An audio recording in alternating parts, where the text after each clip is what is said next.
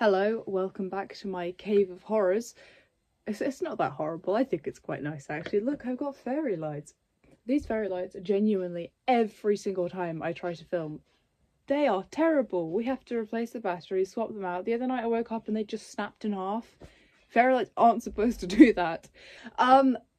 Recently I've been talking to my parents quite a lot about my childhood, and my mum seems to think I was a relatively normal kid. Like, had some things going on, but overall not too out of the ordinary. My dad, on the other hand, thinks I was a literal freak. Affectionately, he likes me. But I can't figure out whether I was a weird kid or not, so I thought it could be a little series. Maybe I could read out some of these stories from my childhood that make me question myself, and you could decide, was I a weird kid or a nerd kid? You know, normal kid, not weird kid. A nerd kid. I'm a nerd kid, guys. So yeah, I thought basically today I'd just tell you a bunch of stories from my childhood, and you can do the judge of that. Also, if you see paint on my hand and in my hair, no, you do not. I've got a little thing here with them written down. If you see me looking at my lap, I'm not like, ooh, what's down there? It's beautiful. No, I'm notes. When I was, I think I had to be about 6 or 7. Stop right there before you stop. I was 6 or 7 years old, and I had this like bead kit which you could make key rings with. So I made a key ring. I think it's supposed to be in the shape of a ladybird, but I did it blue and yellow instead, so it just looked like this sort of weird mutant lizardy thing. It looked a bit like this, I think. I don't have any pictures of it, unfortunately, but I kept it clipped onto the zip of my coat, and I lied to all of my friends. I intentionally and knowingly lied to all of my friends and said, oh, this can translate what ants are saying. I didn't have that many friends at this time. No one really liked me.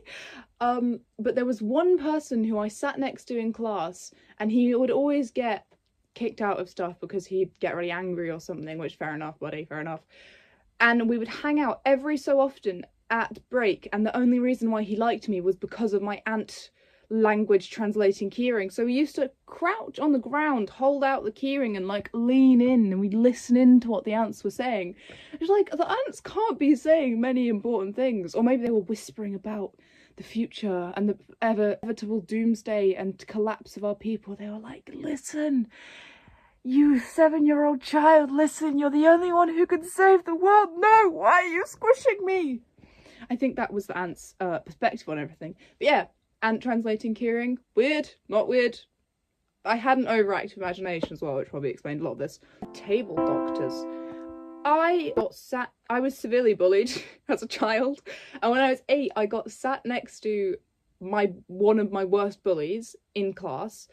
He had a habit of like digging holes in the wood. He'd get like scissors or something and just scrape away the table, which, that is kind of odd. Like, what was he trying to achieve? Did he think something was buried in the table? I don't think that. It was wood. It was like probably £5 from Home Bargains or something. I don't know. But to stop him from doing that, because it really pissed 8-year-old me off, I guess, I would play a game with him called Table Doctors, where I would get him to get glue, like Pritt stick, scrape off chunks, paste it into the hole, and then cover it with pencil graphite. And I told him that if you leave it like this and don't touch the table for 3 weeks, it'll magically heal. Where did I get that information from? Table doctors, weird kid, nerd kid, what do we think? And this, my dad only just told me this story. I don't remember it. I remember the other two clearly, but this one I don't remember, so it's all second-hand information.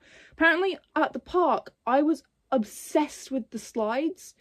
Like, it was the only thing I would do. I'd just go up and down them for hours and hours and hours on end, and the parents would cry in the corner because I was just going down the slides and they had nothing to do, and it was so boring.